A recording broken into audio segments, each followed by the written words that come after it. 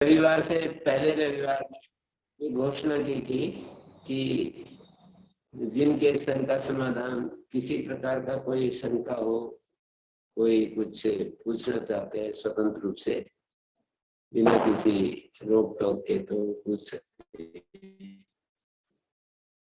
तो शंका समाधान का सत्र हम रख रहे हैं इसको। आपको साधना संबंधी कोई प्रश्न हो, कोई वैदिक सिद्धांत से संबंधित कोई प्रश्न हो तो आप पूछ सकते हैं। आइए सचदेवा जी पूछिए। ओम स्वामी जी नमस्ते। जी जी नमस्ते।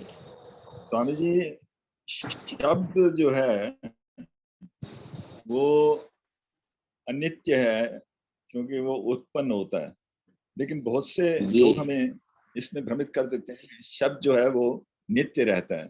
तो आप थोड़ा सा हमें इसमें समझाएंगे। शब्द अनित्य है और शब्द नित्य है, ये दो बातें शब्द के विषय में बताई जाती हैं जी। तो ये इसमें मतलब कैसे समझे कि शब्द नित्य है, जब शब्द अनित्य उत्पन्न होने के कारण से शब्द अनित्य, ये भी इसके बारे में कहा जाता है। मानिए शब्द अनित्य है, जब ये कहा जाता है शब्द अनित्य है तो इसका मतलब ध्वनि अनित्य है। ध्वनि के द्वारा शब्द की अभिव्यक्ति होती है। जब ये कहते हैं शब्द नित्य है तो ध्वनि जिसके द्वारा, ध्वनि के द्वारा जो प्रकाशित होता है उसको शब्द कह रहे हैं, और वो वाला शब्द जो है ध्वनि से जो प्रकाशित होने योग्य है, मानी ध्वनि प्रकाशक है और वो प्रकाश है। ध्वनि प्रकाश्य शब्द तो नित्य है, पर ध्वनि के रूप में जो शब्द है वो नित्य, अर्थात विभिन्न स्थानों से हमारी जिह्वा का जो संयोग होता है उस संयोग के पश्चात जो है शब्द की उत्पत्ति होती है। शब्द का मतलब ध्वनि की उत्पत्ति होती है। तो ध्वनि रूपेण शब्द नित्य, शब्द रूपेण शब्द नित्य, ऐसा सिद्धांत बनता है। शब्द क्या है? जिससे कि हमारे को अर्थ का अभिव्यंजन होता है, अर्थ का प्रकाशन होता है। तो तीन स्टेज हो गई। एक शब्द ध्वनि हो गई, ध्वनि से शब्द प्रकाशित होता है, शब्द से अर्थ प्रकाशित होता है, शब्द से उस अर्थ का प्रकाश होता है, और अर्थ जब बुद्धि में प्रकाशित होता है वही ज्ञान कहलाता है। तो शब्द हो गया, नहीं ध्वनि होगी, ध्वनि के बाद शब्द हो गया, शब्द के द्वारा अर्थ प्रकाशित होता है। मानी शब्द का जो बोध्य विषय है, शब्द जिसको बोध करा रहा है वो प्रकाशित होता है। वो बोध्य विषय जब हमारी बुद्धि में उसकी उपस्थिति होती है तो वो उस समय ज्ञान कहलाता है। शब्द नहीं, ध्वनि, शब्द, अर्थ, और अर्थ के पश्चात जो हमारी बुद्धि में एक प्रकाश या बुद्धि में बोध उत्पन्न होता है उसका नाम ज्ञान है। तो ये चार स्टेजेस पूरी होती है तो हम ज्ञान तक पहुंचते हैं। फिर ज्ञान के बाद हमारे भीतर जैसा हमारा ज्ञान है उसके अनुसार भाव पैदा होते हैं, और भाव से फिर कर्म की उत्पत्ति होती है। कर्म से फिर संस्कार बनते हैं। संस्कार जब उद्बुद्ध होते हैं तो उसका नाम ज्ञान है। ज्ञान से इच्छा पैदा होती है, और इच्छा से प्रयत्न पैदा होता है। प्रयत्न के परिणाम स्वरूप हमारे जिस तरह का प्रयत्न है वैसा ही कर्म चालू हो जाता है। वाचिक कर्म, शाब्दिक कर्म या हृदय संबंधी कर्म, ऐसा हम समझ सकते हैं। तो ये आपके प्रश्न का उत्तर तो पूरा हो गया। इसमें कुछ पूछना है तो पूछिएगा। हाँ, इसमें आगे चलते हैं। तो ज्ञान आपने बता दिया कि बुद्धि में ज्ञान प्राप्त होता है इसी शब्द से ही। अब ज्ञान के विभिन्न स्टेजेस हैं, तो उसमें विवेक ज्ञान जो है वो समझ नहीं आती, विवेक कब पैदा होता है और उसको कैसे जो है हम बना सकते हैं विवेक को। मतलब विवेक की प्राप्ति कैसे होती है? जी स्वामी जी। तो देखिए, बुद्धि 3 प्रकार की होती है, एक सात्विक बुद्धि, एक राजसिक बुद्धि, एक तामसिक बुद्धि। बुद्धि में जब राजसिक और तामसिक स्थिति होती है तो विवेक के लिए कोई अवकाश नहीं है। बुद्धि जब सात्विक होती है तो निर्मल बुद्धि कही जाती है, और निर्मल बुद्धि स्थिर भी होती है। जो सात्विक बुद्धि है वो स्थिर भी होती है साथ में। तो स्थिर बुद्धि वो आधार है जहां विवेक पैदा होता है। हम जब किसी से महापुरुष की वाणी सुनते हैं या शास्त्र पर विचार करते हैं तो इन दो के द्वारा जो हमारी बुद्धि में परिणाम उत्पन्न होता है, हमारी बुद्धि जिस निष्कर्ष पर पहुंचती है, शास्त्र और हमारे महान आचार्यों के उपदेश के बाद, शास्त्र प्रवचन या आचार्यों के उपदेश के बाद बुद्धि में जो एक निष्कर्ष आता है, उस निष्कर्ष का नाम विवेक है। कोई कहे कि क्या बिना शास्त्र और आचार्यों के विवेक पैदा नहीं हो सकता? हो सकता है, यदि बहुत निर्मल बुद्धि की निर्मल स्थिति हो, जन्म जन्मांतर की निर्मल स्थिति हो। ऋषियों को जो ज्ञान पैदा हुआ है वो तो उसी निर्मलता का ही की स्थिति में तो पैदा हुआ है। ऋषियों ने तो शास्त्र सुने नहीं, किन्हीं महापुरुषों का दर्शन भी नहीं किए। फिर ऋषियों को ये जो वेदार्थ प्रकाशित हुआ, वेद का जो अर्थ है वो प्रकाशित हुआ, वो प्रकाश बिना किसी शास्त्र या बिना किसी गुरुजनों के हुआ है ना। ऋषि भी 2 तरह के हैं।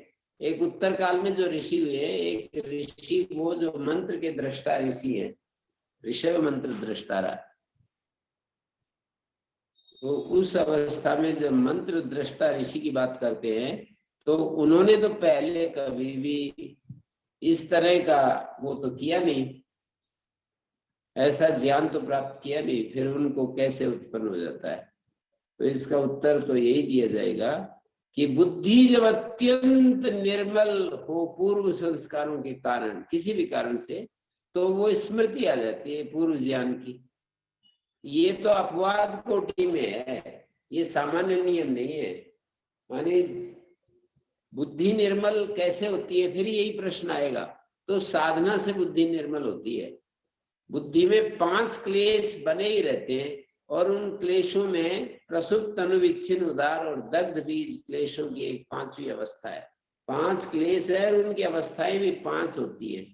जब हमारी बुद्धि में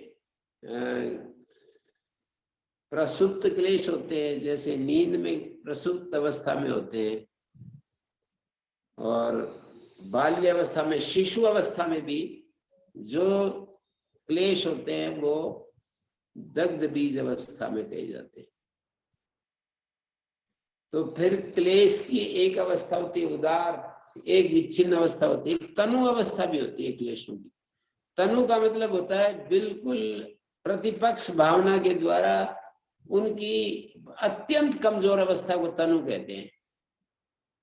और एक उन सूक्ष्म वृत्तियों को हटा करके क्लेश जो बचते हैं, ध्यान है तद्वृत्तया, क्लेशों की सूक्ष्म वृत्तियां भी जब ध्यान के द्वारा हट जाती हैं तो वो एक क्लेशों की अवस्था है। और एक क्लेशों की अवस्था होती है ते प्रतिप्रसव, सूक्ष्म सूक्ष्म वृत्तियां भी जब हट जाती है, सूक्ष्म क्लेश भी जब हट जाते हैं प्रतिप्रसव के द्वारा, तो ये क्लेशों की एक और अवस्था है। तो विशुद्ध जब ज्ञान होता है तो क्लेश हट जाते हैं, और क्लेश हटने के बाद उस शुद्ध बुद्धि में वेदार्थ प्रकाशित हो जाता है, या वेदों का जो सारभूत अर्थ है वो प्रकाशित हो जाता है। तो इस तरह से हम इसको समझ सकते हैं। ज्ञान तो हमारे शास्त्र से होता है या गुरुजनों की कृपा से होता है। फिर ये वाला जो ज्ञान है तो बिरले लोगों को मिलता है। शब्द भी मिलते हैं, मतलब पूर्व संस्कार के अनुसार, जैसे सुप्त प्रबुद्ध न्याय बोलते हैं, पूर्व संस्कार के अनुसार जैसे ही हम शरीर धारण करते हैं तो उसकी स्मृति के चलते, पूर्व संस्कारों की स्मृति के चलते हमारे को शब्द भी याद आ जाते हैं और उनका अर्थ भी याद आ जाता है। शब्द और अर्थ के बाद उनकी स्थिति तो समाधि बनी हुई है, तो सारे काम इकट्ठे हो गए। तो यही है, इसमें भी कुछ पूछना तो पूछे। जी स्वामी जी, लोक में जैसे डॉक्टर हैं, साइंटिस्ट हैं, इंजीनियर हैं, प्रोफेसर हैं, वो भी तो अपनी अपनी फील्ड में विवेकशील होते हैं। तो खाली विवेक अध्यात्म में तो आपने बताया जी। नहीं, ये विवेक शब्द तो एक टेक्निकल है, पारिभाषिक है। आप कहोगे मैथमेटिक्स में विवेक, ये नहीं, वो तो आप फिर ऐसा बोलिए, विवेक शब्द मत बोलिए। आप बोलिए कि मैथमेटिक्स में भी तो बहुत ही उसकी बुद्धि खूब काम करती है, साइंस में काम करती है, टेक्नोलॉजी में काम करती है, किसी अन्य कोई लौकिक विषय में काम करती है, ऐसा आप कह सकते हैं। विवेक तो जो भी शास्त्र और गुरुजनों को हम सुनते हैं उसके परिणाम स्वरूप हमारी बुद्धि में जो ज्ञान का प्रकाश होता है, उस ज्ञान के प्रकाश को विवेक कहते हैं। बुद्धि में ज्ञान का प्रकाश होना चाहिए विवेक के लिए। मतलब अलग अलग विषयों को की जानकारी को विवेक नहीं कहते, उसको जानकारी कहेंगे। उसका वो मास्टर हो सकता है, उस विषय का अथॉरिटी हो सकता है। लेकिन विवेक की जो बात है, विवेक माने नित्य अनित्य को जो अलग करके दिखा देता हमारे सामने, और जड़ और चेतन को, नित्य अनित्य को, आत्म अनात्म को जो अलग करके दिखाए, वो विवेक कहलाता है। और वो विवेक तो बुद्धि की अत्यंत निर्मल अवस्था में पैदा होता है। जी जी स्वामी जी, बहुत बहुत धन्यवाद। आज आपने बहुत ही महत्वपूर्ण बातें हमें समझाई हैं, उसके लिए बहुत बहुत आभार है स्वामी जी। अनिल नरोला जी पूछिए। अनिल जी। परम आदरणीय आचार्य जी, सादर नमस्ते। जी बोलिए। आदरणीय मुनि जी, लखनलाल जी, प्रेम से देवा जी और सभी आर्यजनों को भी नमस्कार, सादर प्रणाम। आचार्य जी, आज जैसे हम वैदिक संस्कृति में मानते हैं कि व्यक्ति का अंतिम लक्ष्य जो है वो मोक्ष प्राप्ति है, और उसी के हिसाब से उसी लक्ष्य को मानकर हम आध्यात्मिक जीवन अपना व्यतीत करना चाहते हैं और आध्यात्मिक जीवन की तरफ बढ़ते हैं। लेकिन आज के भौतिक संसार में लगता नहीं है कि मोक्ष प्राप्ति इतनी आसान है, क्योंकि मुझे लगता है कि अब तक आधुनिक जीवन में या आधुनिक संसार में केवल स्वामी दयानंद जी ऐसे हुए होंगे जिन्होंने मोक्ष प्राप्त किया होगा। बाकी तो कोई मोक्ष का एग्जाम्पल मुझे लगता नहीं है कि ऐसा उदाहरण शायद नहीं होगा। तो हम उस आध्यात्मिक जीवन और अपने जो आजकल सांसारिक भौतिक जीवन है उसमें कैसे संतुलन स्थापित करें कि कम से कम एक स्टैंडर्ड बेंचमार्क हो जाए कि इतना तो कम से कम हमें करना ही चाहिए। तो इसके ऊपर थोड़ा प्रकाश डालिए।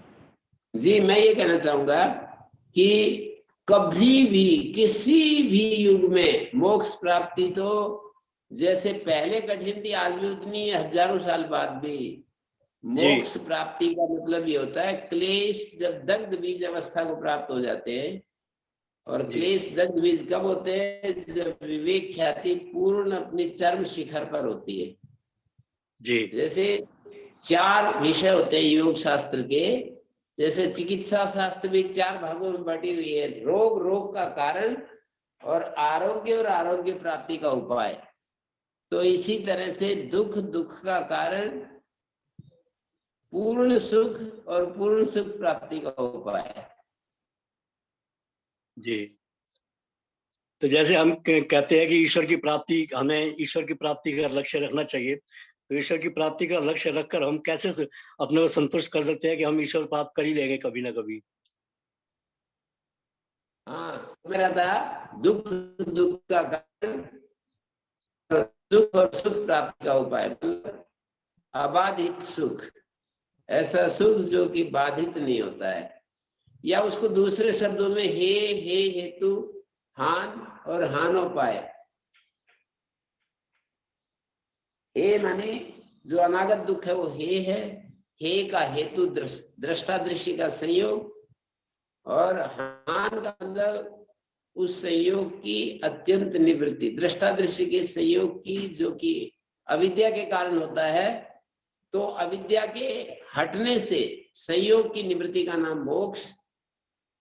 और अविप्लवा विवेक ख्याति हानोपाय, विप्लव रहित विवेक ख्याति मतलब जो ब्रेक नहीं होती, टूटती नहीं, खंडित नहीं होती, ऐसी विवेक ख्याति को हम कहते हैं हान का उपाय, मुक्ति का उपाय, मोक्ष का उपाय। तो ये विप्लव रहित विवेक ख्याति कैसे मिलती है? तो ये तो निरंतर वही है साधना, अष्टांग योग की साधना कहें, क्रिया योग का अभ्यास कहें, ध्यान योग करना, और प्रति प्रसव है सूक्ष्म दग्ध बीज अवस्था। जी स्वामी जी, कई बार कुछ लोगों से बात होती है आध्यात्मिक विषयों पर, तो कई बार लोग ये कहते हैं कि जब हम कहते हैं कि अच्छे कर्म करने चाहिए, अच्छे कर्म करके ही ईश्वर की प्राप्ति कर सकते हैं, तो जब कहते हैं कि अगर अच्छे कर्म करके ईश्वर प्राप्ति करनी है तो ठीक है, कर्म ही अच्छे करेंगे, ईश्वर को याद करने की क्या जरूरत है? फिर ईश्वर के लिए हम क्यों अपना समय खराब करते हैं? याद कर्म ही अच्छे करते रहे तो उससे ईश्वर की प्राप्ति हो जाएगी, ऐसा है? देखिए, तीन चीजें होती है, ज्ञान, कर्म और उपासना। शुद्ध ज्ञान, शुद्ध कर्म और शुद्ध उपासना से मुक्ति होती है। केवल कर्म करने से हमारा चित्त शुद्ध होता है, उस चित्त शुद्धि में ज्ञान भी घटित होना चाहिए। जैसे धरती हम मतलब बहुत सुंदर जोतते ही रहेंगे, हम बिजाई करने की क्या जरूरत है? आपको कोई कहने लगे कि भाई जोतते रहो बस, और क्या करना है उसमें, बिजाई क्यों करनी है? बिजाई भी करनी है, फिर खरपतवार पैदा हो तो उसको भी हटाना है, और बार बार हमें बहुत सारे काम करने पड़ते हैं। तो शुद्ध ज्ञान, शुद्ध कर्म, शुद्ध उपासना और शुद्ध ज्ञान से मुक्ति प्राप्त होती है। केवल कर्म से मुक्ति नहीं होती। केवल कर्म के दो रूप है, या तो वस्तु प्राप्त, किसी पदार्थ की उपलब्धि के लिए कर्म किए जाते हैं, अन्न पैदा करने के लिए खेती करो भाई, या बड़ाई पाने के लिए खेती करो, कोई आदर्श स्थापित करने के लिए खेती करो, या अपने चित्त को शुद्ध निर्मल करने के लिए खेती करो। कर्म के कई सारे उद्देश्य हो जाते हैं, मतलब उसका एक उद्देश्य तो साफ है कि जैसे मान लो, एक उदाहरण कोई भी पकड़ लीजिए आप, कि हम खेती क्यों कर रहे हैं? बोले खेती इसलिए कर रहे हैं कि अनाज मिलेगा। जी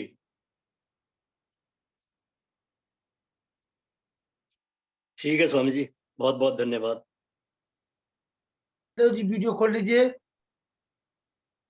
अवध किशोर तिवारी जी प्रश्न पूछ लीजिए। अवध किशोर तिवारी जी, यशपाल सिंह जी, निर्मला देवी जी, आइए।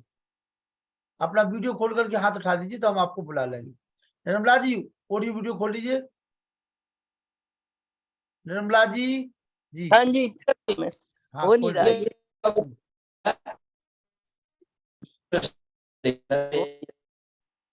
पूछिए निर्मला जी। हाँ जी, अभी हो नहीं रहा, क्या बात है? अरे आप उसको टच करो, मैं यहाँ से भेज रहा हूँ। चलिए पूछ लीजिए, पूछ लीजिए। हाँ खुल गया निर्मला जी, खुल गया। ठीक है जी। हाँ बोलिए। नमस्ते जी। नमस्ते जी।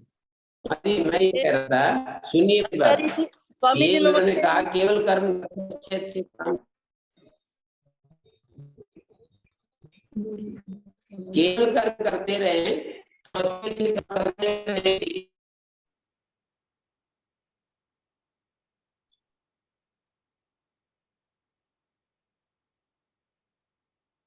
क्योंकि स्वामी जी थोड़ा सा गुरुकुल से आज बाहर हैं, आवाज की थोड़ी सी प्रॉब्लम रहेगी, लेकिन ज्यादा नहीं रहेगी।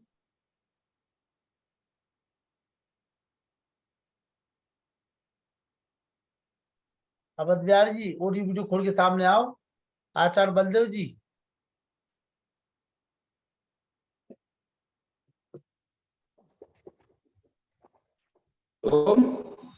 हाँ जी स्वामी जी। स्वामी जी बोलिए। ये यूं कह रहे थे कि हम अच्छे काम करेंगे और काम करके मुक्ति हो जाएगी, हमें ईश्वर भक्ति और ये सब करना, वेदांत सूत्र पढ़ना, ब्रह्म सूत्र निर्मला जी पूछिए। करना। स्वामी जी बोल रहे हैं कुछ, आप बोलिए जी। हाँ जी, हो गया जी। पता नहीं पहुंच रहा है, आपको आवाज पहुंच रही मेरी? हाँ अच्छा। निर्मला जी आप पूछिए। सुन रहा है मेरा तो सुन रहा है। लगन जी हो नमस्ते गया। स्वामी जी। पहुंच रही है स्वामी जी हाँ। नमस्ते। नमस्ते स्वामी जी।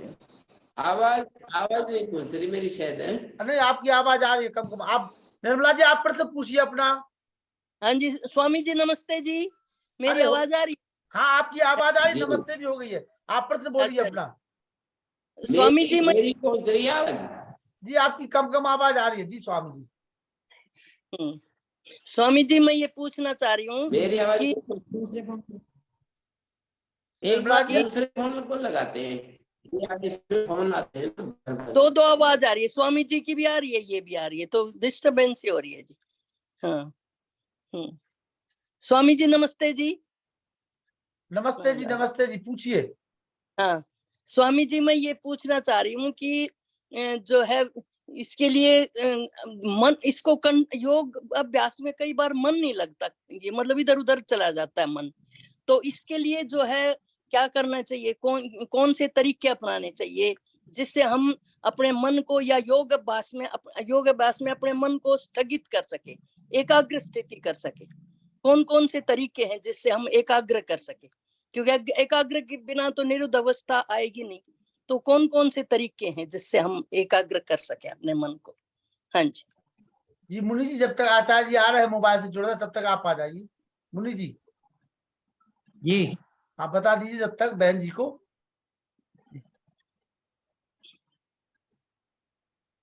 आचार्य जी को आ जाने दो। जी आचार्य जी जुड़ रहे हैं दूसरे मोबाइल से, थोड़ा सा नेटवर्क इशू है। क्या है इसमें आचार्य जी बताएंगे। वैसे मैंने जो अनुभव किया हुआ है, समझा है विद्वानों के, हमारी मना स्थिति जो होती है वो सदैव चंचलता की रहती है। हाँ जी। और उस मन को एकाग्रचित करने के लिए हम दूसरे पदार्थों के माध्यम से उसको एकाग्र करना चाहते हैं। अच्छा। जबकि मन हमारे अधिकार में अगर रहता है तो फिर हमारी चंचलता खत्म हो जाती है। उस मन को एकाग्र करने के लिए हम कोई सा भी एक बिंदु ऐसा अपना लेते हैं, जैसे ध्यानम निर्विषयम मनः कहते हैं ना।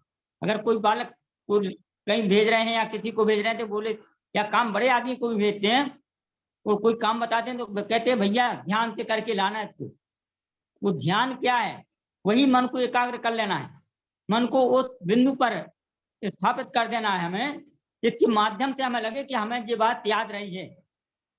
हमारे सम्माननीय नरूला जी कोई काम बता दें और हम भूल जाएं, कोई भी बता दे, तो उसके लिए बार बार कहना पड़ता है कि भाई देखो ध्यान से इस काम पर ध्यान देना, ध्यान से भूल नहीं जाना।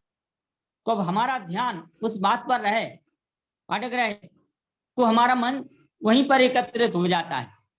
क्योंकि वो इतर जो इंद्रियां हैं उनका काम तो भागने का है। जैसे वो भगवान कृष्ण जी गीता में कहते हैं ना कि ये हमारा शरीर रथ है, मन हमारा इसका सारथी है, बुद्धि लगाम है, वो इंद्रियां उसके विषय हैं, घोड़े जो भागते हैं केवल। तो उस मन को स्थिर करने के लिए हमें बार बार अपने आप का मतलब अनुशासन रखना पड़ेगा। हमें जिस बात को ध्यान में रखना पड़ेगा कि मन हमारा गाफिल तो नहीं हो रहा है कहीं से, और अगर कहीं जाता है तो हम उसको रोकें। रोकने की प्रक्रिया, आपका प्रश्न ही यही है कि रुकेगा कैसे? तो उसको किसी एक पदार्थ पर केंद्रित करना पड़ता है। और उसको स्थिर करने के लिए जैसे हमारे योगाचार्यों ने बताया, हम इसमें उसको मन को कहाँ लगाएं? दोनों भावों के बीच में लगा दें, नासिकाग्र पर लगा दें। उसकी प्रक्रिया ये कहीं पर भी रोक दें, उसकी प्रक्रिया यही शुद्ध प्रक्रिया है कि हम केवल और केवल भाग रहा है, भागने दो, फिर हम लौट के उसको कहाँ लगा दें? अगर यहाँ हमने दोनों भावों के बीच में भ्रिकुटी के ऊपर लगा दिया है, उसको केंद्रित किया है, भागने दो, भागने के बाद फिर हम उसको वहां रोक दें। इसी प्रकार से किसी भी स्थान पर, हृदय में, नासिकाग्र पे, जिह्वाग्र पे, जो हमारे योगाचार्यों ने बताया हुआ है। तो इस माध्यम से जो हम को रोकेंगे बार बार, वो तो भागेगा, हम बार बार उसको रोकने की सामर्थ्य हमसे बड़ा तो है नहीं वो, क्योंकि वो तो जड़ पदार्थ है। हम चेतन के अधिकार में अगर नहीं रह पाया तो फिर हमारी चेतनता कहाँ है? चेतनता में से हम भटक गए हैं। तो हमारा लक्ष्य होना चाहिए कि हम जिस केंद्र पर उसको रोक रहे हैं वो भागता है, फल लौटा के लाए हम। अगर हम गायत्री मंत्र का जाप कर रहे हैं, गायत्री मंत्र का जाप हो रहा है, हमारा मन एक क्षण को भी कहीं हो गया और एक मंत्र हमारा छूट गया, हमने सोच लिया हम एक बार फिर इस मंत्र को इस भाव से बोलेंगे कि अब इसको बोला ही नहीं हमने। हम संख्या नहीं करें कि 10 बार हम जाप कर रहे हैं, नहीं 11 बार कर देंगे हम, फिर भटक गया तो फिर 12 बार कर देंगे। स्वामी जी खोल लीजिए, माइक खोल लीजिए स्वामी जी। सुरभि जी, स्वामी जी का माइक खोल दीजिए।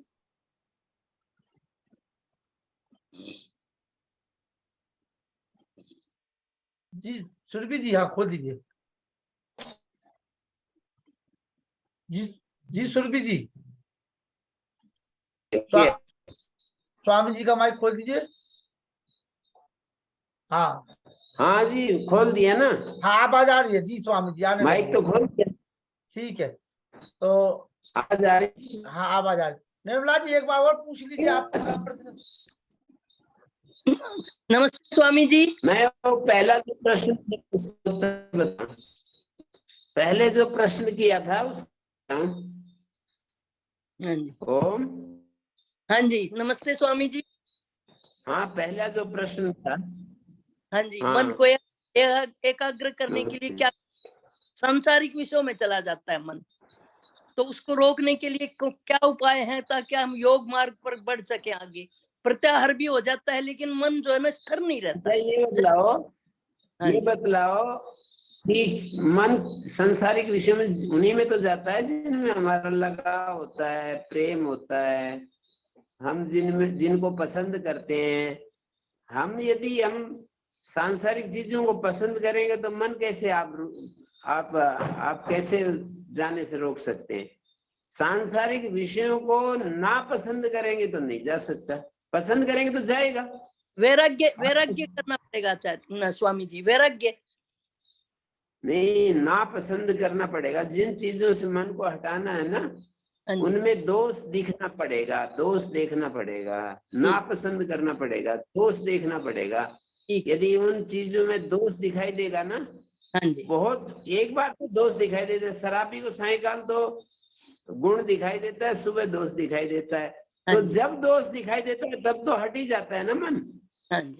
जब दोष दिखाई देता है तब मन हट जाता है, और जब गुण दिखाई देता है तो मन चिपक जाता है। मतलब एक समय दोष दिखाई देता है, एक समय गुण दिखाई देता है। तो आप देखिए पूरे जीवन का अध्ययन करके कि जब गुण दिखाई देगा तो मन उस चीज को पाना चाहेगा, और जब दोष दिखाई देगा हटना चाहेगा। तो दोष देखना पड़ेगा निरंतर सावधानी से।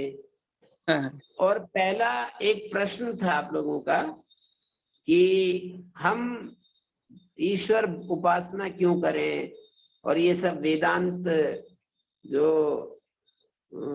उपनिषद आदि का अध्ययन करना होता है, विचार करना होता है, ये सब क्यों करें? हम तो केवल अच्छे शुभ कर्म करते रहेंगे, मोक्ष अपने आप हो जाएगा। ऐसा प्रश्न अभी पूछा था एक सज्जन ने। तो उसका उत्तर ये बनेगा कि अकेले कर्म से मुक्ति नहीं होती, 3 चीजों से मुक्ति होती है। शुद्ध कर्म, शुद्ध उपासना, शुद्ध ज्ञान से मुक्ति होती है। जो कहते हैं ना शुद्ध कर्म से मुक्ति हो जाती है, उनकी भ्रांति है। केवल कर्म से मुक्ति नहीं होती है। कर्म भी सहयोगी बनेगा, वो कर्म जो निष्काम अवस्था में किया जाता है, जो सेवा भाव के साथ किया जाता है। और विचार भी करना पड़ेगा, वेदांत वाक्यों पर विचार करना पड़ेगा, उपनिषद आदि का गंभीरता से अध्ययन करना पड़ेगा, और उपासना भी करनी पड़ेगी। मन को इन 3 कामों में लगाएंगे तो हमारा मोक्ष के लिए हम तैयारी कर पाएंगे। तो ये बात है। और किसी का कोई प्रश्न है तो बोलिएगा। तिवारी जी पूछिए। जी प्रणाम आचार्य जी।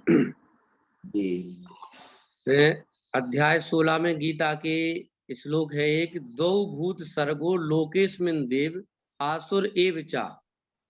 जी, दैवासुर एव च। जी, देवो दैव आसुर एव च।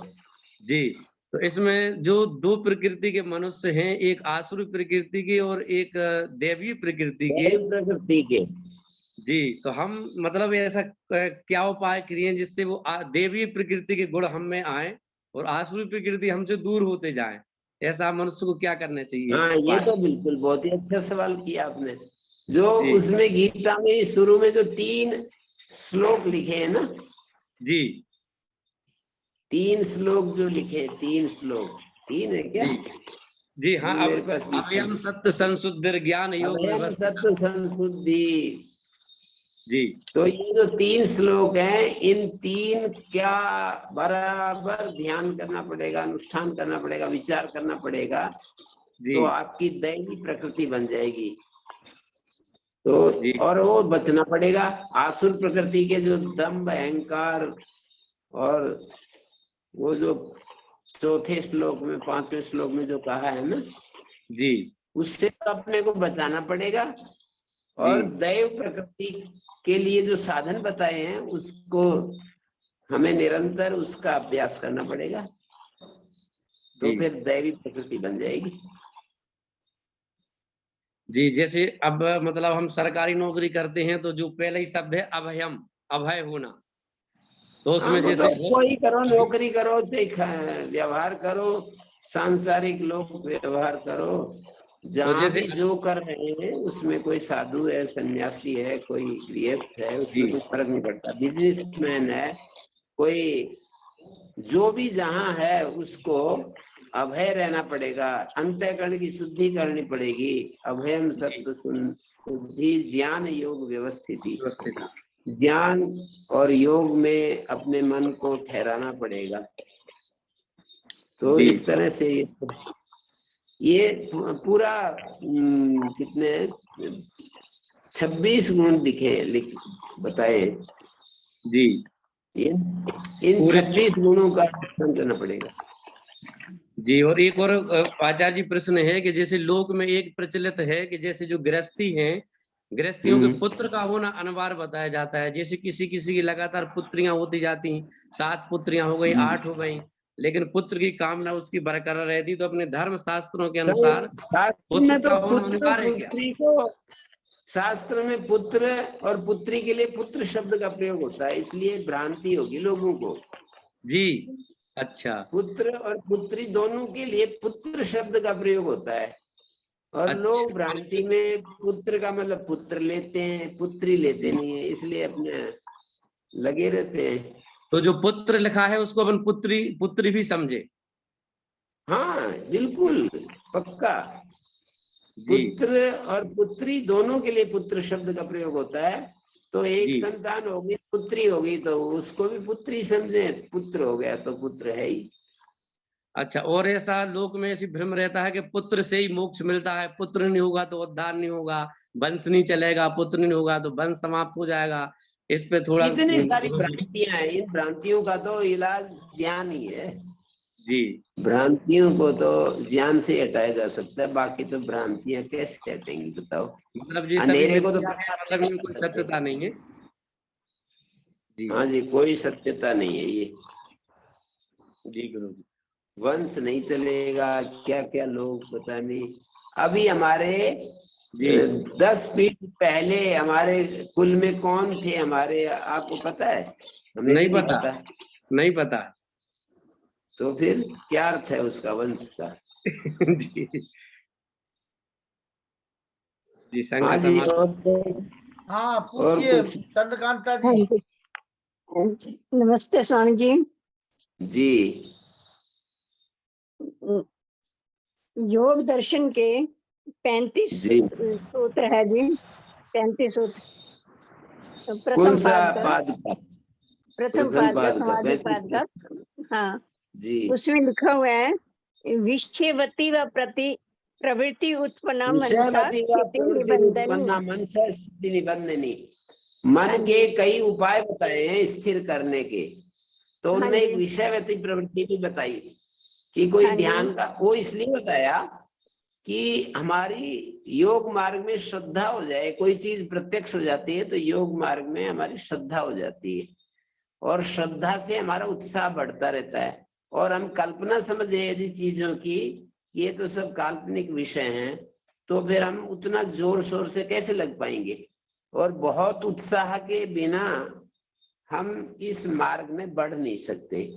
कोई भी व्यक्ति योग मार्ग में बढ़ना चाहता है तो उत्साह पहला साधन है। श्रद्धा से उत्साह बढ़ेगा तो श्रद्धा पहला साधन है, और श्रद्धा के बिना उत्साह बढ़ेगा नहीं।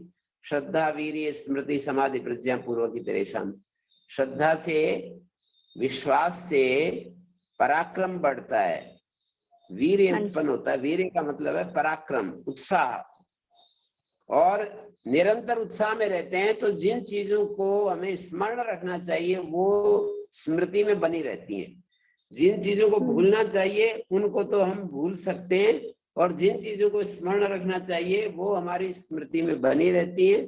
और जब जिन चीजों को हम चाहते हैं कि मेरी स्मृति में बनी रहे तो उसका परिणाम ही समाधि है। मानिए हम आत्मा को स्मरण, सारी चीजों को स्मरण रखने की जरूरत नहीं है, कि आत्मा को याद रखने की जरूरत होती है मोक्ष के लिए। व्यवहार के लिए तो बहुत सारी चीजें हमें, भाई ये पानी है,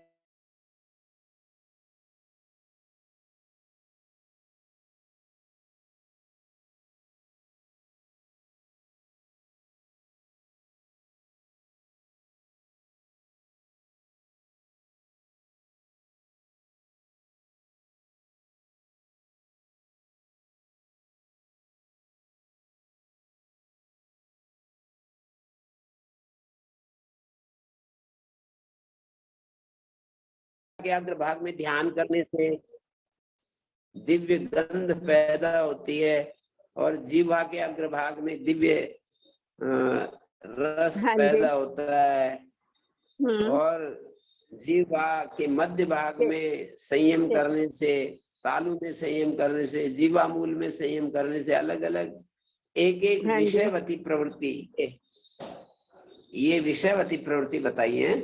तो ये निरंतर कोई अपने मन को आहार विहार से संयमित करके और निरंतर एक ही जगह ध्यान करने का अभ्यास करेगा तो उसको ऐसी गंध आएगी, दुनिया में आज तक हमने उसका अनुभव नहीं किया है। और फिर आदमी कहेगा अरे शास्त्र में जैसा कहा था वैसे ही मिल रहा है, तो इसका मतलब ये तो शास्त्र बिल्कुल सही बात कहते हैं। तो इतना ही प्रयोजन है उसका, शास्त्र के विषयों में विश्वास पैदा हो जाना। दिव्य रस, दिव्य गंध, ऐसे पांचों विषय ऐसे ही हैं। स्पष्ट हुआ माता जी? इसके लिए हाँ माता जी। इन रस प्रवृत्तियों मतलब कि जैसे है कि हम गंध प्रवृत्ति को साक्षात्कार करना अनिवार्य है? नहीं, अनिवार्य नहीं है। मैं ये कह रहा हूँ अनिवार्य कुछ नहीं है। किसी को ये देखना हो, टेस्ट करके देखना हो ये कि इसमें शास्त्र में जो कहा है वो सच है या झूठ है, टेस्ट करने के लिए एक उदाहरण दिया है बस। तो इससे समाधि में सहायता मिलती है? समाधि में सहायता तो इतना ही है कि एकाग्रता का हम अभ्यास करेंगे, और एकाग्रता हमें बहुत ज्यादा एकाग्रता रहने के लिए हमें दुनियादारी की चीजों से वैराग्य करना पड़ेगा। और वैराग्य है और एकाग्रता का अभ्यास है तो फिर समाधि तो फिर सहायता, इस रूप में सहायता तो हो सकती है। यानी संसार के विषयों से वैराग्य करेंगे तभी तो एकाग्र होंगे। और तो वैराग्य यदि दुनियादारी की चीजों में वैराग्य है और एक जगह अभ्यास कर रहे हैं तो फिर वो जो अभ्यास है वही आगे हमारे को उसमें बदल जाएगा। नहीं, जैसे दुनियादारी की चीजों में तो वैराग्य करना पड़ेगा और एकाग्रता का अभ्यास आत्मा में अपने आप को लीन रखना पड़ेगा, तो फिर उसी का नाम समाधि का है। ठीक है, तो मुझे ये समझ नहीं आ रही कि जब इसकी जैसे गंध के लिए हम नासिका के अग्र भाग पर ध्यान रखते हैं, तो नहीं, वो श्वास तो क्रिया को निरंतर ध्यान में रखना एकाग्रता पड़ता है। पूर्वक ध्यान रखें, एकाग्रता पूर्वक निरंतर नासिका के अग्र भाग पर ध्यान करेंगे, थोड़ा सामान्य भोजन लेंगे और सुबह से शाम तक उसी काम को करें, और इतना सामर्थ्य हमारा ध्यान की एकाग्रता में आ जाए कि हमारा मन हट नहीं रहा है और किसी विषय का चिंतन भी नहीं कर रहा है। मान लो नासिका के अग्रभाग पर ध्यान करें और ध्यान हमारा किसी दूसरी चीजों में जाता रहे, मतलब नासिका के अग्रभाग पर ही अपने चित्त को रखते हुए हम किसी उसका भी तो चिंतन कर सकते हैं ना, कि मैं अब बेंगलोर को याद कर रहा हूँ, मैं अब चेन्नई में अपने मित्र से मिल रहा हूँ, ऐसे भी तो हो जाएगा ना, तो उससे लाभ नहीं होगा। मतलब नासिका के एकाग्र होना ही पड़ेगा। हाँ, तो ये विश्वास का एक उदाहरण दिया है कि नासिका के अग्रभाग पर यदि हम ध्यान करें तो क्या होगा, दिव्य गंध पैदा होगी। ऐसे ही रसना के जिह्वा के अग्रभाग पर ध्यान करेंगे तो दिव्य रस पैदा होगा, और तालु में ध्यान करेंगे तो दिव्य स्पर्श पैदा होगा, और कंठ मूल में तो दिव्य शब्द पैदा होंगे। इस तरह से एक एक स्थान में ध्यान करने से ये प्रवृत्तियां उत्पन्न होती हैं। इनसे लाभ हमारा इतना ही होता है, इन प्रवृत्तियों में भी जब हमारा वैराग्य हो जाएगा तो समाधि की प्राप्ति हो जाएगी। यदि इन्हीं में हम गुम हो गए तो फिर कहाँ समाधि, फिर तो उल्टा हम संसार के चक्र में पड़े रहेंगे।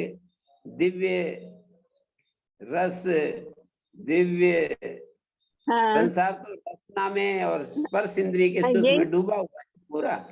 यही मैं पूछना चाह रही थी कि यदि इनकी तरफ ध्यान ना देकर केवल ईश्वर प्रणिधान की तरफ ध्यान दें तो ज्यादा लाभदायक नहीं होगा। यही करना है, ईश्वर प्रणिधान नहीं करना। चलिए, धन्यवाद माता जी, चंद्रकांता जी, बहुत बहुत आभार आपका। जी माता जी, हो गया। ईश्वर प्रणिधान में ध्यान करना है। ईश्वर प्रणिधान के बारे में, ईश्वर प्रणिधान तो समर्पण, अपनी कोई इच्छा नहीं रखना, बस तेरी इच्छा पूर्ण हो, तेरी इच्छा पूर्ण हो, बस जो भी कुछ हो ना उसमें कहते रहो तेरी इच्छा पूर्ण हो। अपने खिलाफ कुछ काम हो जाए तो भी कहो तेरी इच्छा पूर्ण हो, बस, और बिना परेशानी के। समर्पण को तो हम समझते हैं ना अच्छे से। हाँ जी, हाँ, तो बस समर्पण ही ईश्वर प्रणिधान है। विकास यादव जी, प्रणाम गुरु जी। जी चलो वो पूछ रहे पहले। गुरु जी, एक जिज्ञासा है कि कई हमारे शास्त्रों में कई जगह धर्म और कई जगह स्वधर्म शब्द का प्रयोग किया गया है, तो ये दोनों शब्द इंटरचेंजली यूज कर सकते हैं या अलग अलग इनकी परिभाषा है गुरु जी? अलग कॉन्टेक्स्ट में कहें, स्वधर्म का मतलब है अपना कर्तव्य कर्म। जैसे गृहस्थ यदि ब्राह्मण है तो उसका स्वधर्म होगा पढ़ना पढ़ाना, यज्ञ करना कराना, उपदेश देना, दान देना लेना, उसके जो कर्म बताए ब्राह्मण के, शास्त्रों का अध्ययन करना, दूसरों को कराना, निरंतर उसी में ही। कोई वैश्य है तो उसका कर्म है कि पैसे कमाना, फैक्ट्री लगाना, दुनिया के लिए अच्छा अच्छा सामान तैयार करके बेचना। क्षत्रिय है तो उसका कर्म है कुछ नेतृत्व करना, समाज में कुछ अन्याय न होने देना। शूद्र है तो मेहनत करके दूसरों की सेवा करना। तो ये सारे के सारे स्वधर्म के अंतर्गत आते हैं। और पर धर्म वो होता है जैसे कोई ब्राह्मण क्षत्रिय का काम करने लग जाए, क्षत्रिय वैश्य का काम करने लग जाए, और वैश्य जो है क्षत्रिय का काम करने लग जाए, तो पर धर्म है। हम सब अपना अपना काम करते रहे तो वो स्वधर्म होता है, स्वधर्म के अंतर्गत आता है। और धर्म का मतलब होता है धृति, क्षमा, धमो, स्तेयम, शौचम, इंद्रिय निग्रह, धीर, विद्या, सत्यम, अक्रोधो, दशकम, धर्म लक्षणम। जो वेद आदि शास्त्र हमको अभ्युदय और निश्रेयस की बात करते हैं। अभ्युदय मानी प्रॉस्पेरिटी, समृद्धि, संसार की चीजों का वो जो समृद्धि होना ये तो है धर्म, और इसी के साथ प्रसन्नता, अंदर मन की प्रसन्नता बने रहना, ये भी है धर्म। समृद्धि भी हो और प्रसन्नता भी हो।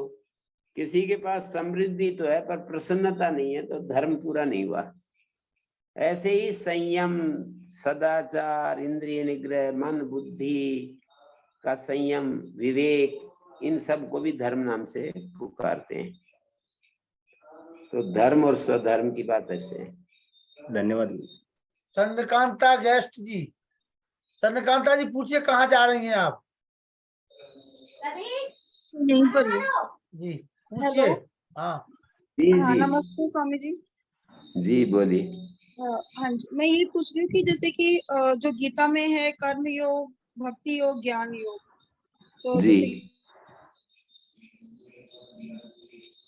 हाँ बोलिए, कट रहा है बीच बीच में।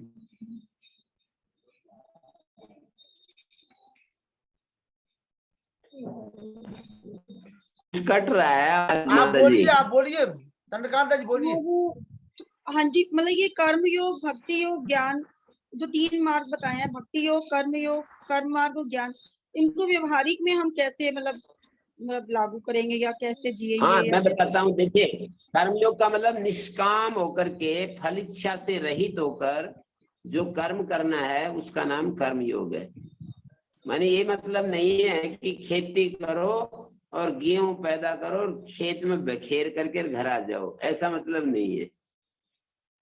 कर्मयोग का मतलब खेती की, पूरा सुबह से शाम तक काम किया, और कई बीच में व्यवधान आते हैं। कभी कभी बिजली नहीं आती तो सूख जाती है फसल, कभी कभी ओले पड़ जाते हैं तो नष्ट हो जाती है फसल। तो इन सब व्यवधानों में भी मन को हमेशा समर्पण के भाव में रहने दो और भगवान का मेहरबानी का अनुभव करते रहो। तो ये हो गया कर्मयोग। मतलब अपनी तरफ से आग्रह नहीं कर रहे ना, आगे इतना अनाज तो होना ही चाहिए था, ये तो बड़ी बुरी होगी भाई। घाटा भी हो जाए तो भी हम अपने मन को ऐसा तैयार करके रखें कि परेशानी ना हो हमारे मन में। तो ये कर्मयोग हो गया। और ज्ञान योग का मतलब चीजें जो भी घटित हो रही है मेरे से बाहर या मेरे मन में या बुद्धि में, वो मुझ में नहीं है, मतलब आत्मा में नहीं है। परिवर्तन जो भी हो रहे हैं वो प्रकृति में है, मुझ में नहीं है। मैं तो असंग आत्मा हूँ, मैं तो निर्लेप आत्मा हूँ, निर्द्वंद आत्मा हूँ। ये जो बोध बना रहना, इसको बोलते ज्ञान योग। और पूरा अपने पास जो है, हमें जो मिला है, वो सब भगवान के लिए समर्पित कर देना, माने उसी का समझना। ये है समर्पित करने का मतलब, उसी का समझना। अपने अहम भाव को वहां से हटा देना और जो अपने पास है उस सबको भगवान का समझना, भगवान का प्रसाद समझना। तो फिर भक्ति योग हो गया। भक्ति योग में भगवान को एक अपना इष्ट देव समझकर उसकी पूजा की जाती है। कर्मों के द्वारा उसकी पूजा की जाती है, पदार्थ के द्वारा भी उसकी पूजा की जाती है।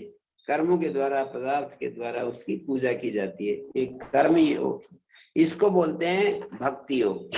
और उन्हीं भक्ति के साथ किए हुए कर्मों को कर्म योग कह देते हैं।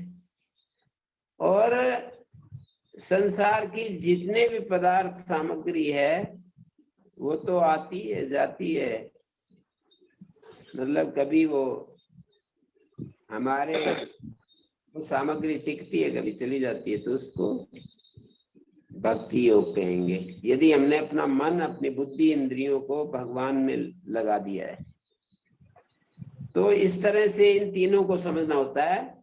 भक्ति योग प्रेम से बढ़ता है, ज्ञान योग असंगता से बढ़ता है, और कर्म योग कर्तव्य पालन से बढ़ता है। ये है इसमें सार बात। आगे बोलिए जी। स्वामी जी नमस्ते। हाँ युद्धवीर जी पूछिए। स्वामी जी नमस्ते। जी नमस्ते। स्वामी जी, हम आपसे ये जानना चाह रहे हैं कि हम जैसे कि साइंस है, फिजिक्स, केमिस्ट्री या बायोलॉजी या फिर चिकित्सा विज्ञान या अभियांत्रिकी विज्ञान, इंजीनियरिंग, इनको पढ़ने की क्या जरूरत है? फिर सीधे हमको गुरुकुल में जाकर के परा विद्या ही ग्रहण करें तभी मोक्ष मिल जाएगी, तो उनके पढ़ने का कोई सिग्निफिकेंस तो है नहीं, हमें लगता है। हाँ, कोई कर सके तो बहुत ही अच्छी बात है ना, कर नहीं पाते। अच्छा, कर नहीं पाते। हाँ जी बिल्कुल, ये सहज काम नहीं है ना। तो फिर इनको हमारे पढ़ने की तो आप पढ़ने की जरूरत है कि नहीं स्वामी जी? नहीं, वो पढ़ने, अपरा विद्या जितनी भी है वो भौतिक जगत को सुंदर बनाने के लिए है, बुद्धि को तीक्ष्ण करने के लिए है। तीक्ष्ण बुद्धि होने के बाद उसका उपयोग फिर अध्यात्म विद्या में करो। अच्छा, ठीक है स्वामी, धन्यवाद। सवाल अच्छा था आपका, धन्यवाद जी। सवाल तो अच्छा था आपका आज, धन्यवाद। युद्धवीर जी पूछिए।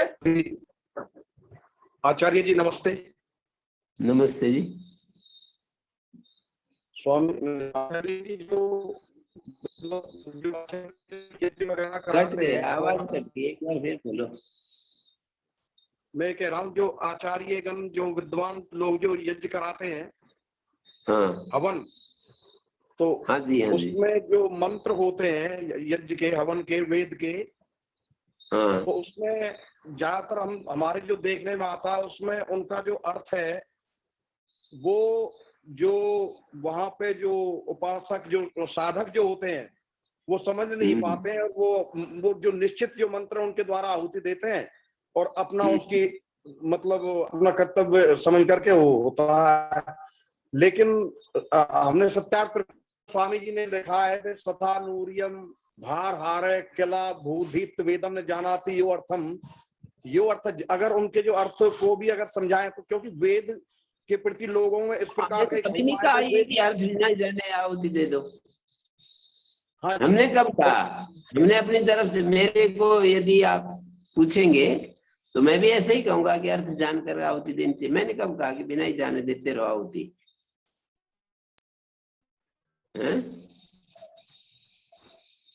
मैंने कभी नहीं कहा, मैं इस बात को नहीं मानता हूं कि बिना ही जाने आहुति देते रहो। जानना चाहिए, जान करके आहुति दो, और केवल जान करके आहुति देने से भी काम नहीं चलता है। श्रद्धा के साथ दो, भाव के साथ दो, अपने आप को ऐसा स्वीकार करते हुए कि इससे मेरा क्या कल्याण हो रहा है, उस सब को देखते हुए आहुति दो। आचार्य जी आवाज कट रही है, एक बार फिर बोलो। आपका नेटवर्क कमजोर है युद्धवीर जी। युद्धवीर जी का नेटवर्क कमजोर है जी, क्या करें? नेटवर्क कमजोर है, कोई बात नहीं। और कोई किसी का प्रश्न हो तो हाथ उठा लीजिए, अपना आ जाइए, वीडियो खोल करके हाथ उठा लीजिए। हाँ उषा जी पूछिए।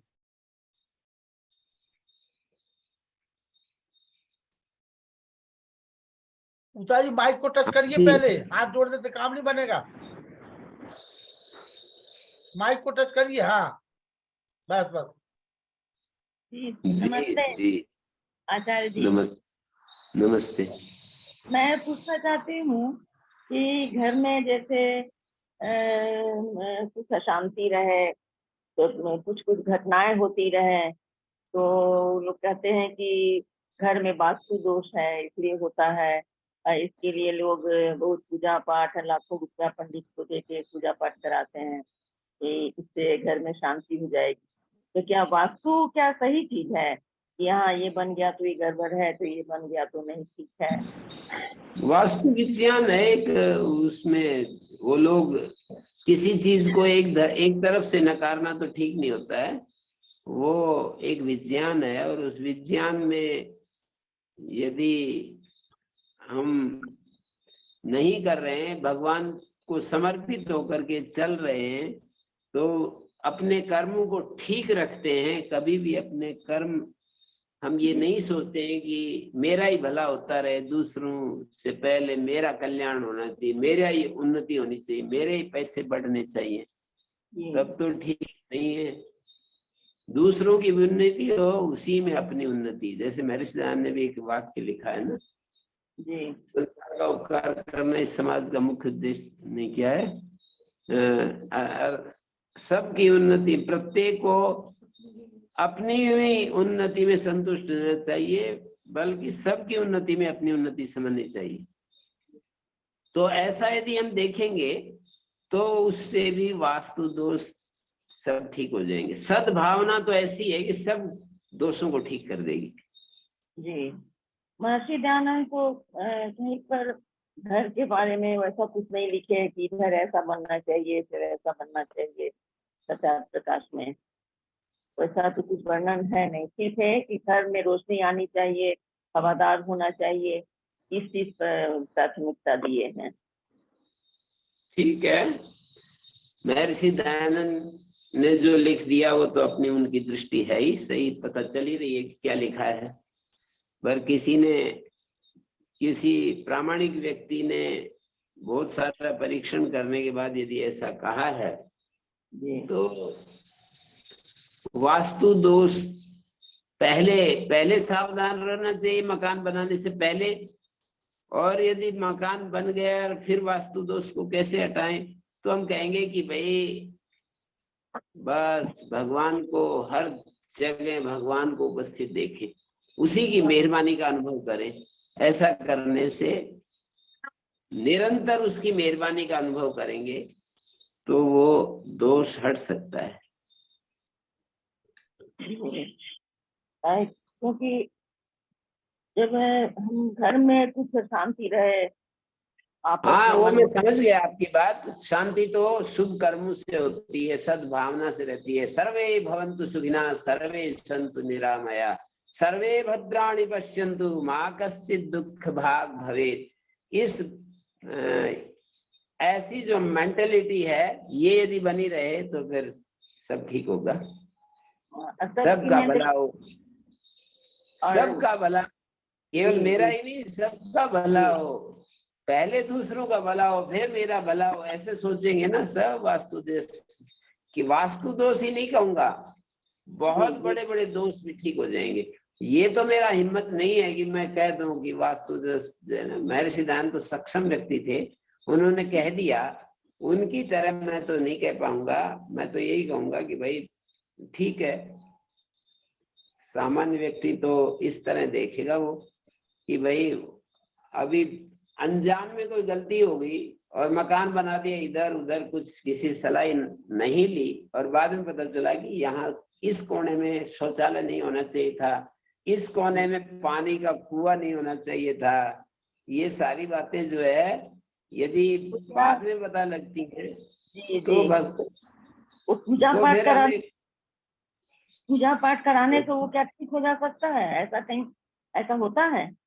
नहीं, मैं जपवादी की नहीं कर रहा, मैं तो यूं कर रहा हूँ भगवान को निरंतर यदि हम याद रखें और भगवान से प्रार्थना करें कि मुझे मेरी बुद्धि शुद्ध हो, ऐसा मेरे को सामर्थ्य प्रदान करो। बुद्धि शुद्ध यदि रहे तो फिर ठीक है, फिर तो हो ही जाएगा वास्तु दोष ठीक। जी बुद्धि यदि हमारी शुद्ध रहे तो ठीक हो ही जाएगा ना। हमसे कोई गलती ना हो और बुद्धि सही रहे। ठीक है उषा जी, धन्यवाद। ये काम करो। स्वामी जी नमस्ते। नमस्ते जी। संसार में मानसिक रोग बहुत बढ़ते चले जा रहे हैं, तो इसका क्या कारण है? क्या योग से इसको दूर कर सकते हैं मानसिक रोगों को? बहुत लोग मानसिक रोग बिल्कुल कर सकते हैं, बिल्कुल कर सकते हैं। देखिए मानसिक रोग इसलिए बढ़ते जा रहे हैं, क्या क्या कहा है, संस्कार दोषात् अन्न दोषात् च अविद्या तद्दुष्ट ज्ञानम अदुष्टम विद्या। ये जो विद्या का अभ्यास ज्यादा करना पड़ेगा और जो संस्कार दोष और अन्न दोष से जो अविद्या पैदा होती है उसको नीचे लाना पड़ेगा। और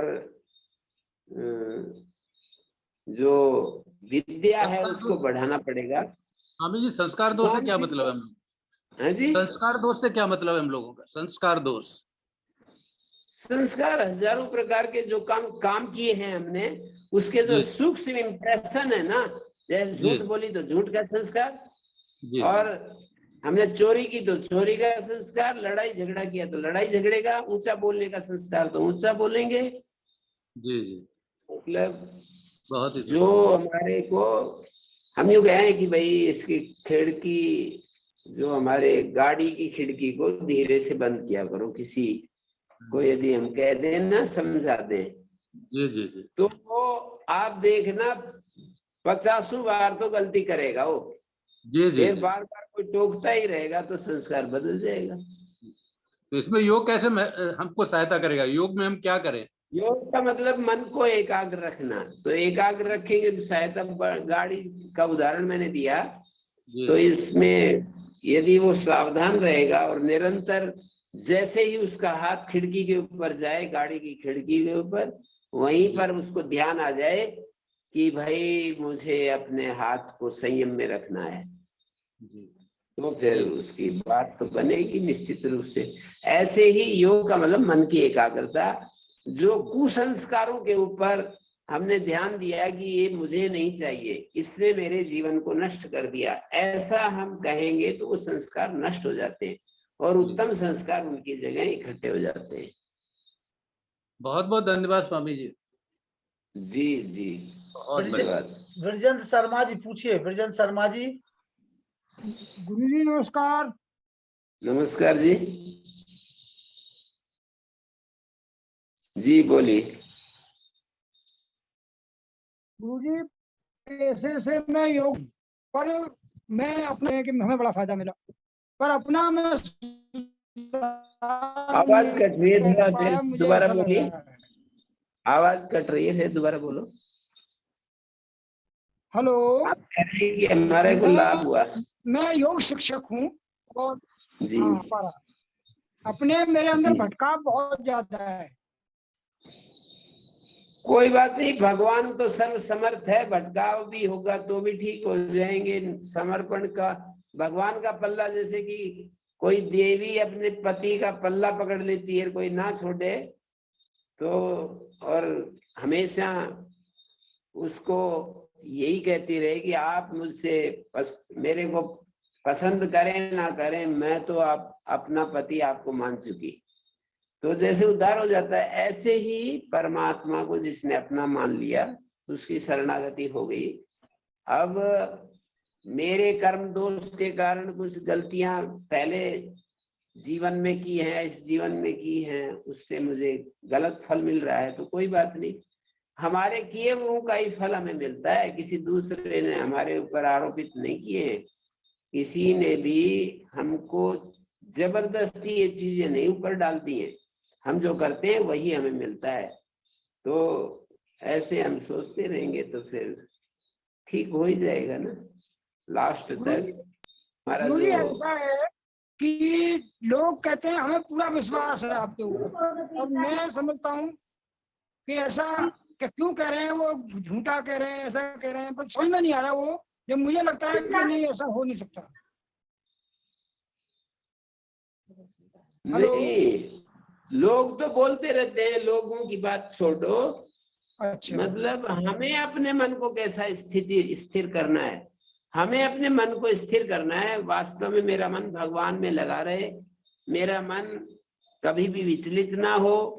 कोई गलती की है तो उसको भूल मान ले और आगे न करने का संकल्प धारण करें।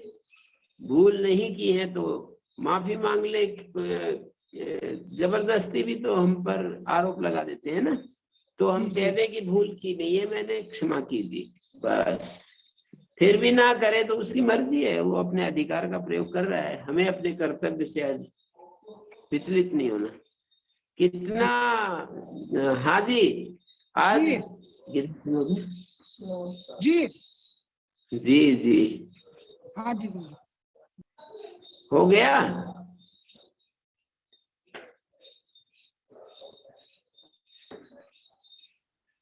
आचार्य जी।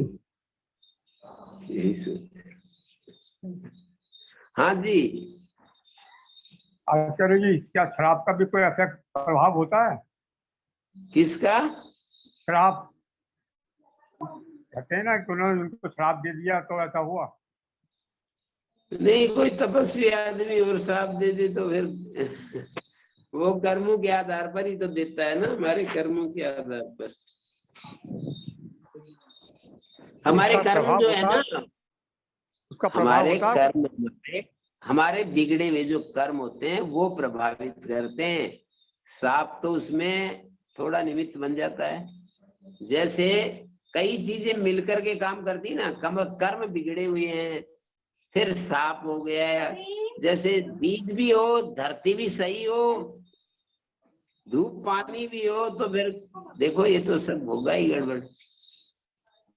मतलब सारी चीजें मिल जाएंगी तो खेती तो लहराएगी। खेती में तम्बाकू है, तम्बाकू लहराएगी, और चंदन है तो चंदन लहराएगा। उसमें क्या है? बहुत बहुत तो धन्यवाद। आइए विजय गड़बड़ लक्ष्मी है ना। जी, विजय लक्ष्मी जी पूछिए। हाँ जी आचार्य जी नमस्ते। वैसे ज्यादातर क्वेश्चन के आंसर मुझे मिल ही गए। मैं भी चाहती थी मन को शांत रखना, एकाग्र रखना, लेकिन फिर भी मेरे मन में था कि मैं पूछ ही लूं। आचार्य जी, हम वैराग्य की तरफ भी बढ़ रही हूँ मैं अपनी तरफ से, और किसी को ऐसा कभी नहीं होता कि हर्ट कर रहा हूँ, अपनी तरफ से पूरी सावधान रहती हूँ। लेकिन मैं आपसे ये पूछना चाहती हूँ कि हमारे आसपास के लोग, जो सराउंडिंग्स हैं, जो वातावरण है, वो हमें कभी बहुत परेशान करता है, तो हमारा मन बहुत विचलित हो जाता है। और दूसरा प्रश्न ये है कि उसी समय ये सोचने की बात क्या है उपाय कि करें, उसके लिए क्या करें? हाँ जी, उस समय ये करो कि भगवान ने हमारी परीक्षा लेने के लिए भेजे हैं, और मुझे भगवान की परीक्षा में तो उत्तीर्ण होना ही चाहिए। भगवान ने हमारी परीक्षा लेने के लिए इनको भेजा है, और देखो भगवान की परीक्षा में तो मुझे उत्तीर्ण होना ही है। और रास्ता क्या है बताओ? आप उनके साथ झगड़ोगी तो आपकी योग साधना भग्न हो जाएगी, टूट जाएगी। तो आप ये मानिए कि भगवान ने ही भेजे हैं हमारी परीक्षा लेने के लिए। अब आप क्या करेंगी? आपसे ही पूछो तो क्या उत्तर देंगी? आपके पतिदेव ये आपकी परीक्षा लेने के लिए किसी को भेज दे, तो फिर आप क्या करोगी? आप यही कहोगे ना कि पति ने हमारी परीक्षा लेने के लिए भेजा है, भाई ठीक है। चलिए रामकिशोर निरंजन जी पूछिए। रामकिशोर निरंजन जी, रामकिशोर जी पूछिए। चलिए जब तक विमलेश जी आइए, क्या है विमलेश सिंह जी? चलिए अब कोई प्रश्न नहीं रह गया किसी का, हमें लगता है सबके प्रश्न हो गए। निर्मला जी पूछना चाह रही थी, निर्मला देवी जी। निर्मला जी कोई प्रश्न है आपका? चलिए कोई बात नहीं। हाँ जी, मैं प्रश्न है आचार्य मेरा कि कौन से वेदों में जो है ज्ञान मार्ग, शुद्ध कर्म, शुद्ध उपासना और शुद्ध ज्ञान मार्ग है, कौन से 3 वेद है? श्रीमद् भगवद गीता जो है ना, इसी को समझ लो आप। शुद्ध ज्ञान, शुद्ध कर्म, शुद्ध उपासना, सत्यार्थ प्रकाश का 9वें समोल्लास के प्रारंभ में लिखा है ना, जो वो आप पढ़ करके देखें, उसमें भी मिलेगा। क्या वेद भी है? क्या वेद भी है इसमें? कुछ ये वेद भी शामिल, वेद के अनुकूल जैसे जो श्याम है, वेद, उसको अथर्ववेद, न श्याम वेद जो है, और जो है ऋग्वेद, और जो है इसमें यजुर्वेद, ये भी है क्या? सुनो, हाँ जी, जो वेद के अनुकूल है वो वेद मान लिया करो। अच्छा जी, ठीक है, ठीक है, हाँ ठीक है। वेद में जिसका वेद में खंडन हो ना, वो वेद के प्रतिकूल है। और जो खंडन नहीं है तो वो वेद के अनुकूल है। ठीक है जी। सत्यार्थ प्रकाश में कौन सा समोल्लास बता रहे थे? 9वां समोल्लास के प्रारंभ में। अच्छा जी, ठीक है, धन्यवाद जी, धन्यवाद। ओम शांति शांति शांति। अगले रविवार को भी शंका समाधान ही रहेगा। जिन लोगों की जी जिन लोगों के प्रश्न हो, आप अपनी से अपनी शंकाओं को उत्पन्न करते रहिए, और अगले हफ्ते पुनः उनका समाधान होगा। जितनी शंकाएं होगी उतना आनंद आएगा आपको। आप शंकाएं पैदा करिए, समाधान देने के लिए हमारे गुरु जी तैयार है आपके लिए। हमारा सौभाग्य कि हम लोग घर बैठे अपनी शंकाओं का समाधान गुरु जी से सीधे पूछ करके ले रहे हैं। ये हम सबके ऊपर परमपिता परमात्मा की महती कृपा है, गुरु जी का आशीर्वाद है। इसी प्रकार से हम सबके ऊपर गुरु जी चलो का। अब मैं शांति पाठ कर देता हूँ। ओम द्यहु शांतिरंतरिक्षं शांति पृथिवी शांतिरापः शांतिरोषधय शांतिः वनस्पतयः शांतिर्विश्वे देवाः शांतिर्ब्रह्म शांति सर्वं शांतिः शांतिरेव शांति सामा शांतिरेधि। ओम शांति शांति शांति। जो बोले सो अभय। सत्य सनातन वैदिक धर्म की जय। जय हो। महर्षि दयानंद की जय जय हो। हो। सभी श्रेष्ठ महापुरुषों की जय हो। सबको आचार्य प्रदुम्न नमस्ते। जी की जय हो। आचार्य प्रदुम्न जी की जय हो। चरण स्पर्श गुरु जी, सारा चरण स्पर्श। पुनः अगले रविवार को फिर से मुलाकात होगी गुरु जी से। सभी को सादर नमस्ते, शुभ रात्रि। और प्रतिदिन जुड़िए आप लोग इसी लिंक पर। कल किसी नए विद्वान को खोज करके आपके बीच में लाएंगे। अब खोजने का काम शुरू करते हैं। अब नमस्ते जी।